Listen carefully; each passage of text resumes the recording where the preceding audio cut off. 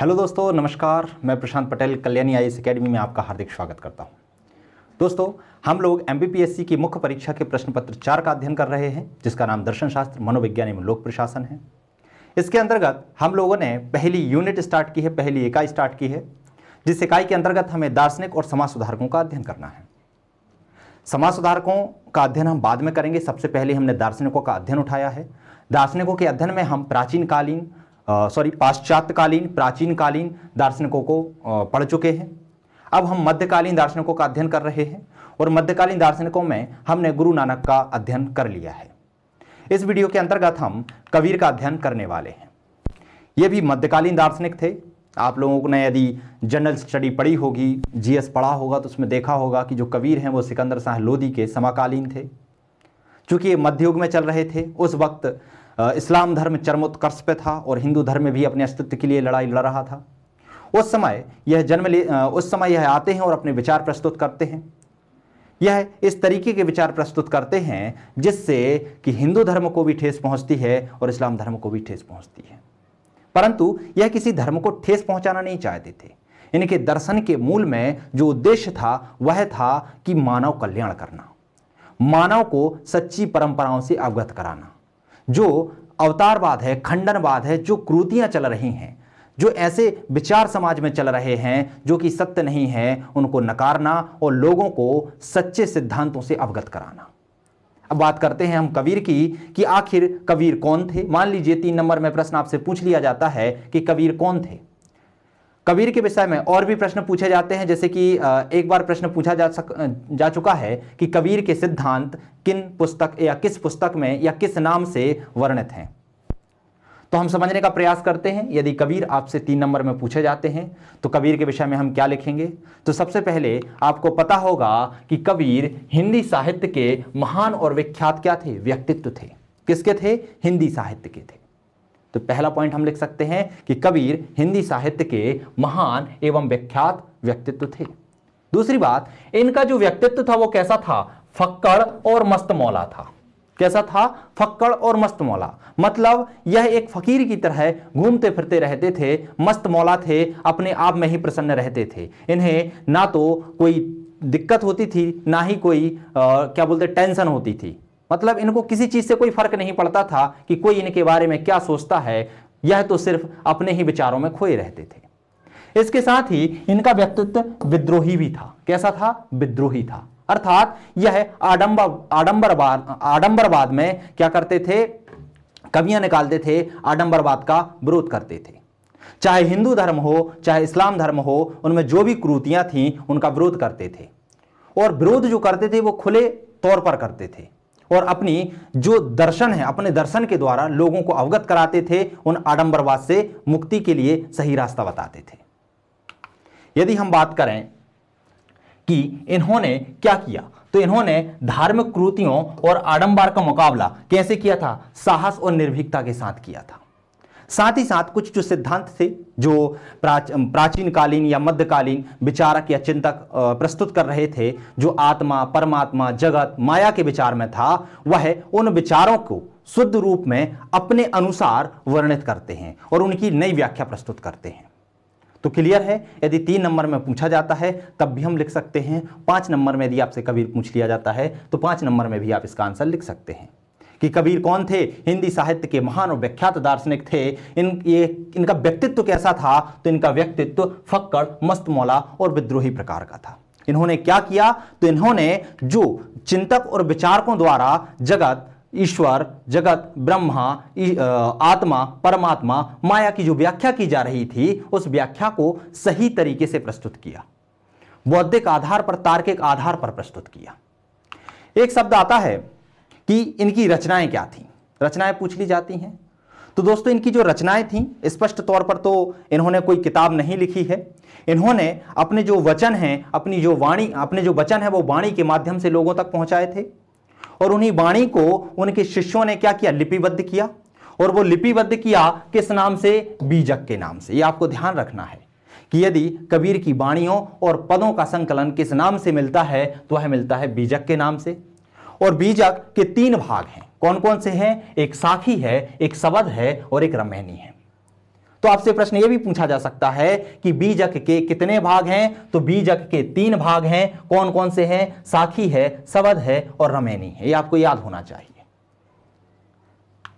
और यदि कहा जाए कि प्रमाणिक रचना कौन सी मानी जाती है कबीर की, तो कौन सी मानी जाएगी? बीजक ही मानी जाएगी।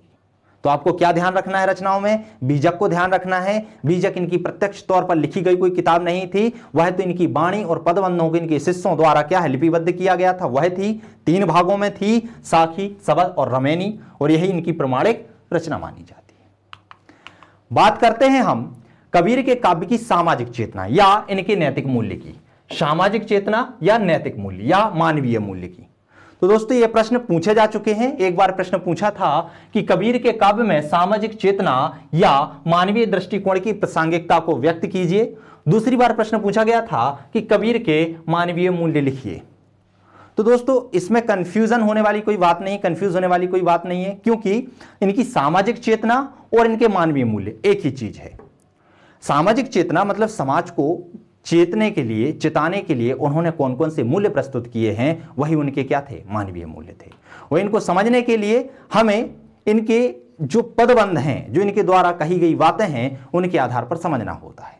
सबसे पहले यह अपनी बातों में कहते हैं संसार के खोखलेपन को उजागर करते हुए।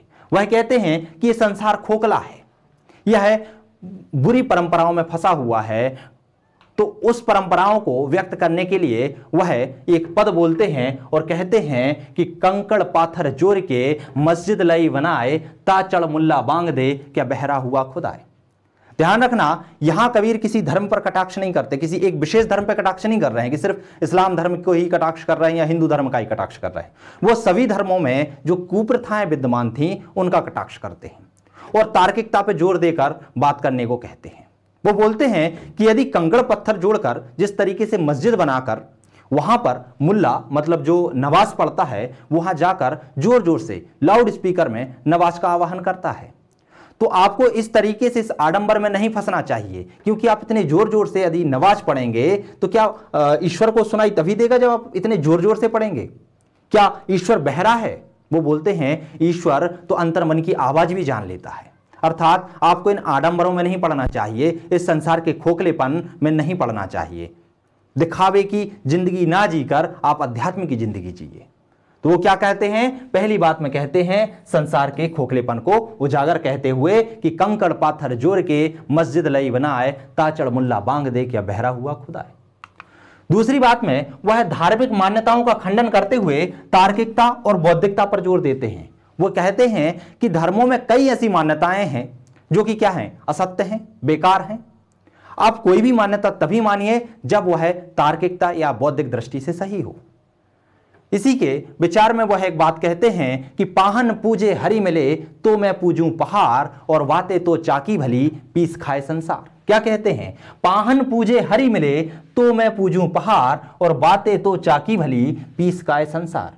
वो कहते हैं यदि पत्थर पूजने से प्रभु की प्राप्ति हो जाती, हरि की प्राप्ति हो जाती। ध्यान रखना, यहां पर जो हरि नाम है, प्रभु नाम है, राम नाम है, बहुत सारे नामों से इंगित करते हैं। वो सभी परमपिता परमेश्वर की बात करते हैं, ना ही कोई एक व्यक्ति विशेष की। क्लियर है?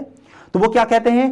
पाहन पूजे हरि मिले, यदि पत्थर को पूजने से ईश्वर की प्राप्ति होती है तो मैं छोटे छोटे पत्थरों को क्यों पूजूंगा? मैं तो पहाड़ पूजने लगूंगा ताकि ईश्वर की प्राप्ति मुझे उतने जल्दी हो जाए। वो बोलते हैं इन पत्थर को पूजने से अच्छा तो है वो पत्थर है जो एक चक्की का काम करता है, क्योंकि उस चक्की से गेहूं को आटे में बदलकर लोगों का पेट भरा जाता है। तो वह क्या करते हैं? धार्मिक मान्यताओं का खंडन करते हैं। वो कहते हैं कि ऐसी मान्यताओं को मानिए जो तार्किकता पर आधारित हो, ऐसी चीजों का अनुपालन कीजिए जो मानव कल्याण के लिए हो। क्लियर है? अगली बात में वह कर्मवाद पर बल देते हुए कहते हैं कि हर इंसान को अपने कर्म के अनुसार फल प्राप्त करना ही होता है, फल भोगना ही होता है। इसलिए आपको दुखों से डरना नहीं चाहिए, दुखों का सामना करना चाहिए, क्योंकि दुख के बाद ही सुख है। यदि आप अच्छे कर्म करेंगे तो आपको सुख की प्राप्ति होगी, और यदि आप बुरे कर्म करेंगे तो आपको दुख की प्राप्ति होगी। और यदि आपने बुरे कर्म किए हैं तो उसके परिणाम के लिए आपको डरना नहीं चाहिए, उसका साहस से सामना करना चाहिए। आगे वो बात कहते हैं कि जो जातिवाद है वो समाज के लिए क्या है, सबसे बड़ा अवरोधक है। यदि आपको समाज को उन्नति के मार्ग पर ले जाना है तो आपको जाति प्रथा को मिटाना होगा। इन्हीं की बात को आगे बढ़ाते हुए हमने गुरु नानक में भी देखा था कि वो भी जाति प्रथा का विरोध कर रहे थे। और हम जितने भी विचारकों की बात करेंगे, जितने भी दार्शनिकों की बात करेंगे, सभी जाति प्रथा और छुआछूत का क्या करते हैं, विरोध करते हैं। क्योंकि जाति प्रथा एक ऐसी प्रथा है, एक ऐसी कुप्रथा है जो समाज को आगे बढ़ने से रोकती है, व्यक्ति को व्यक्ति में भेद कराती है, इससे ईर्ष्या का जन्म होता है। तो वो क्या बोलते हैं कि जाति पाति पूछे नहीं कोई, हरि को भजो सो हरि होई। अर्थात ये हर इंसान में ईश्वर का वास है और ईश्वर के वास में कोई जाति पाति नहीं पूछता। जो भी हरि का भजन करता है वह हरि का हो जाता है। अर्थात ईश्वर की नजरों में सभी क्या हैं, बराबर हैं। ईश्वर किसी से जाति पाति का भेद नहीं करता। आप तो बस हरि के मार्ग पर चलिए, हरि को पाने की इच्छा रखिए तो आप हरि के हो जाइए। आगे बात करता है प्रेम की महत्वता की। कबीर अपनी वाणियों में प्रेम को अति महत्व बताता है और प्रेम की महत्वता को बताते हुए कहता है कि प्रेम सर्वोपरि है और प्रेम के जो ढाई अक्षर हैं उनका यदि किसी ने अध्ययन कर लिया तो उसने ईश्वर को पा लिया। इसी को समझाते हुए वे कहते हैं कि प्रेम में सब कोई कहे, प्रेम न जाने कोई। अर्थात प्रेम की बातें तो सब करते हैं, लेकिन प्रेम की जो सही मूल्य होता है प्रेम का, वो कोई नहीं जान पाता। तो कहते हैं कि प्रेम सब कहे, प्रेम न जाने कोई, और ढाई आखर प्रेम का पढ़े सो पंडित होए। वो कहते हैं इतने सारे धर्म ग्रंथ पढ़ने से आप पंडित नहीं बन जाएंगे, ज्ञान की बातें करने से आप पंडित नहीं बन जाएंगे। आप अपनी वाणियों में प्रेम को समाहित कीजिए, मानव मात्र से प्रेम कीजिए, प्राणियों से प्रेम कीजिए, और प्रेम के यदि अर्थ को सही तरीके से समझ जाते हैं तो आप क्या हो जाते हैं, एक महान पंडित बन जाते हैं, आप ज्ञानवान व्यक्ति बन जाते हैं। तो इसके आधार पर वो क्या कर रहे हैं, प्रेम की महत्वता को समझाने का प्रयास कर रहे हैं। आगे कबीर कहते हैं कि मन की पवित्रता पर बल देना चाहिए।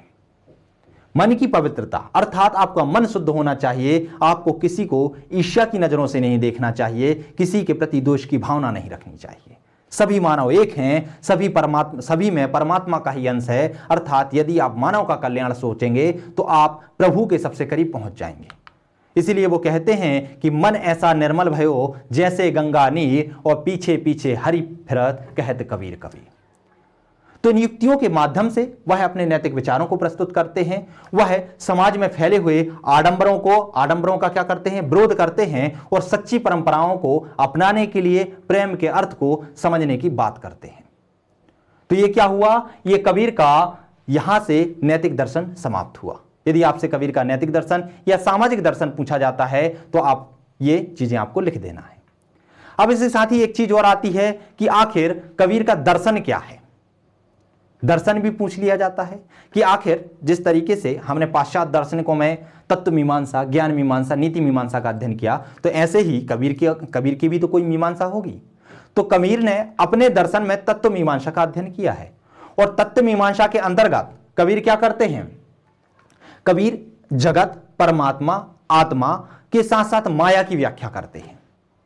वो कहते हैं कि परमात्मा क्या है, आत्मा क्या है, जगत क्या है, और जगत के साथ साथ आखिर माया है क्या। चूंकि कबीर ऐसे माहौल में रह रहे थे जहां पर इस्लाम धर्म का प्रभुत्व था, हिंदू धर्म भी प्रभुत्व में चल रहा था, अपने अस्तित्व की लड़ाई लड़ रहा था, मध्ययुग का समय था। तो उस समय अपने प्रचार प्रस्तुत करते हुए वह एक नई व्याख्या प्रस्तुत करते हैं। विभिन्न दार्शनिकों की व्याख्या को समझते हुए अपने नई व्याख्या को प्रस्तुत करते हुए कहते हैं कि जो ब्रह्म है वह एक है। ब्रह्म क्या है, वह एक है, अर्थात वह निर्गुण ब्रह्म की बात करते हैं कि ब्रह्म एक है और वह निर्गुण है। और उसी निर्गुण ब्रह्म के लिए वो अलग अलग शब्दों का उपयोग करते हैं, जैसे कि राम, रहीम, हरि। जैसे कि आप बहुत सारे पदबंध आपने देखे होंगे, उसमें लिखा है हरि को भजे सो हरि हुई। वहां हरि कोई एक पर्टिकुलर कोई देवता नहीं है, वो क्या है, वो तो ब्रह्म के स्वरूप हैं, ब्रह्म के अंश हैं। अर्थात वो किन किन नामों से, राम, केशव, रहीम, हरि, अनेक नामों से किसको पुकारता है, निर्गुण ब्रह्म को पुकारता है। वो कहता है कि जीव ही ब्रह्म का अंश है, अर्थात ब्रह्म का ही अंश क्या है, जीव है। प्रत्येक जीव में ब्रह्म समाहित है। इसीलिए मानव से प्रेम करना ही ब्रह्म से प्रेम करना है। यदि आप मानव कल्याण करेंगे तो आप परमात्मा के बहुत करीब पहुंच जाएंगे। आगे कबीर कहता है कि जब जीव अपना वास्तविक अस्तित्व पहचान लेता है, मतलब जीव जब जान लेता है कि हमारे अंदर ही ब्रह्म का अंश विद्यमान है, तो वह सांसारिक जो त्रिदुख होते हैं, त्रिविध दुख होते हैं। कौन कौन से दुख होते हैं? एक होता है आपका दैहिक दुख, एक भौतिक दुख और एक दैविक दुख। क्या क्या है ये? दैहिक मतलब शारीरिक संबंधी आपको जितनी भी बीमारियां होती हैं वो दैहिक दुख कहलाता है। भौतिक मतलब होता है भौतिक जगत से इंसानों के द्वारा, मानवों के द्वारा, पशु पक्षियों के द्वारा जो आपको दुख पहुंचता है या किसी और प्रक्रिया से आपको दुख पहुंचता है वो भौतिक दुख होता है, या धन की कमी से जो दुख पहुंचता है वो भौतिक दुख होता है। और दैविक दुख मतलब जो दैवीय कृपा के द्वारा दुख होता है। कोई बोलता है कि प्रकृति का प्रकोप पड़ रहा है, कोई बोलता है बारिश बहुत ज्यादा हो गई, कोई बोलता है कि सूखा पड़ गया, तो इनसे व्यक्ति को जो दुख होते हैं वो त्रिविध दुख के अंतर्गत आते हैं। तो कबीर कहते हैं कि यदि आपने अपने अस्तित्व को पहचान लिया कि हम ही ब्रह्म के अंश हैं और हम ही ब्रह्म हैं, तो आप जो त्रिविध समाज में व्याप्त दुख हैं, आप इनसे क्या हो जाएंगे? मुक्ति पा लेंगे। इन दुखों का आप पर कोई असर नहीं पड़ेगा। आगे कबीर परमपिता परमेश्वर की सत्ता को स्वीकारते हैं और कहते हैं कि जो जगत है वह परमपिता परमेश्वर की ही अभिव्यक्ति है, और जो जगत है वह कैसा है? नित्य है। जगत कैसा है? नित्य है, शाश्वत है और चिंतनशील है। और जो जीवन है वो क्षणभंगुर है। अर्थात कबीर कहते हैं कि मानव जो है, मानव का जो जीवन है वो क्षणभंगुर है, वो कभी भी नष्ट हो सकता है, वह असत्य है। लेकिन जो जगत है वो कैसा है? वो हमेशा रहेगा, वो शाश्वत है, नित्य है और चिंतनशील है। आगे कबीर माया की व्याख्या करते हुए कहते हैं कि माया क्या है? अविद्या है। माया का जन्म कहां से होता है? अविद्या से होता है। और माया ही राम से मिलने के मार्ग में सबसे बड़ा अवरोध होती है। क्या होती है? जब हम परमपिता परमेश्वर को पाने के लिए एक मार्ग का अनुसरण करते हैं, और उस मार्ग में सबसे बड़ा अवरोध का काम क्या करती है? माया करती है। व्यक्ति माया के चंगुल में फंस जाते हैं, और माया के चंगुल में कब फंसते हैं? जब उन्हें सही ज्ञान नहीं होता। तो अविद्या के कारण व्यक्ति माया के उसमें फंस जाते हैं, चक्कर में फंस जाते हैं, और माया के चक्कर में फंसने से वह मार्ग भटक जाते हैं, वह जगत की इस लीलाओं में फंस जाते हैं और परमपिता परमेश्वर से नहीं मिल पाते, परमपिता परमेश्वर से मिलने का रास्ता भटक जाते हैं। वह कहते हैं कि जो माया है वह किस किस का कारण बनती है? वह काम, वासना और तृष्णा को जन्म देती है, तृष्णा का कारण बनती है। माया के द्वारा ही काम, वासना और तृष्णा का जन्म होता है, और व्यक्ति इससे वशीभूत हो जाता है और राम भक्ति से क्या हो जाता है? दूर हो जाता है। और जब परमात्मा से आप नहीं मिल पाएंगे, उससे दूर होते जाएंगे, तो प्रश्न आता है तो हम उससे दूर होंगे तो हमारा क्या होगा? तो आप मोक्ष की ओर नहीं जा पाएंगे। और कबीर कहता है यदि आपको मोक्ष की प्राप्ति करनी है तो आपको परमपिता परमेश्वर तक पहुंचने का मार्ग पता होना चाहिए। कौन कौन से अवरोध हैं उनका पता होना चाहिए और उनको दूर करना चाहिए। अब प्रश्न यहां यह उठता है कि आखिर हम इस अवरोध को दूर कैसे करें? तो वो कहते हैं कि राम की भक्ति करो। अब यहां राम पर्टिकुलर हिंदू धर्म के राम से नहीं है, वह राम अर्थात परम ब्रह्म परमेश्वर की बात करते हैं। वो कहते हैं ब्रह्म की उपासना करो, ब्रह्म को जानने का प्रयास करो, तो आप इन अवरोधों से क्या हो जाएंगे? मुक्ति पा लेंगे। आगे कबीर सहज और साधना को ही ब्रह्म की प्राप्ति के लिए मुख्य साधन बताता है और कहता है कि आप वासनाओं का त्याग करिए, वासनाओं के त्याग से इन सभी अवरोधों से क्या हो जाएगी? मुक्ति हो जाएगी और आप परमपिता परमेश्वर को प्राप्त कर लेंगे। इसके साथ ही कबीर का जो नैतिक दर्शन था, जो दर्शन था, वो समाप्त होता है। इस दर्शन के द्वारा हम लोगों ने कबीर की वाणियों में यह समझने का प्रयास किया कि आखिर जगत क्या है, ब्रह्म क्या है, जीव क्या है, माया क्या है, माया अविद्या का कारण, अविद्या माया का कारण कैसे बनती है, और माया जो अवरोध का कार्य कर रही है परमपिता परमेश्वर से मिलने के लिए, उसको दूर कैसे किया जा सकता है। इसके साथ ही कबीर के जो नैतिक दर्शन है, कबीर का जो नैतिक दर्शन है वो समाप्त होता है। बात आती है प्रश्न की कि प्रश्न कैसे बनते हैं। तो मैंने आपको स्टार्टिंग में ही बता दिया है कि 3 नंबर, 5 नंबर और 20 नंबर के जो प्रश्न बनेंगे उसमें आपको क्या क्या लिखना है। 3 नंबर के प्रश्न में आपको एक लाइन में आंसर देना है। प्रश्न सीधे सीधे बनेंगे कि कबीर की वाणियों का संकलन कहाँ है, कबीर कौन थे, सीधे सीधे कबीर का व्यक्तित्व कैसा था, तो ये चीजें बन जाएंगी। 5 नंबर के प्रश्न में कबीर का कोई भी सिद्धांत पूछ लिया जाएगा, या तो दर्शन पूछ लिया जाएगा या फिर इनकी सामाजिक चेतना या नैतिक मूल्य पूछ लिया जाएगा, और इन दोनों को मिलाकर कबीर का दर्शन भी पूछा जा सकता है और वो 20 नंबर में पूछा जाएगा। तो इसके साथ ही कबीर का मूल्य समाप्त होता है, कबीर का दर्शन समाप्त होता है। हम अगले वीडियो में मिलेंगे जिसके अंतर्गत हम तुलसीदास का अध्ययन करेंगे, तुलसीदास के अध्ययन को, तुलसीदास के दर्शन को जानने का प्रयास करेंगे। दोस्तों मिलते हैं हम अगले वीडियो में, तब तक के लिए जय हिंद, जय भारत।